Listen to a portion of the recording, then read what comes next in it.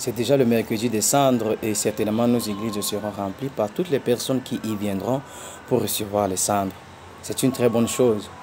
Mais nous devons savoir que les cendres n'ont rien à voir avec les talismans, la magie ou toutes sortes de protections. La cendre, c'est ce qui reste quand le feu a fini de détruire la matière dont il s'est emparé. Quand on constate qu'il y a les cendres, c'est pour dire qu'il n'y a plus rien. Le feu a déjà tout détruit.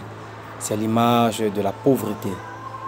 Mais les cendres peuvent aussi fertiliser la terre, car des cendres, la vie peut renaître. C'est l'image de l'espérance. Dans la Bible, les cendres évoquent globalement la représentation du péché et la fragilité de l'homme.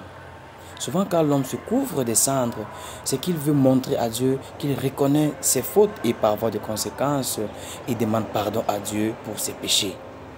Il fait pénitence.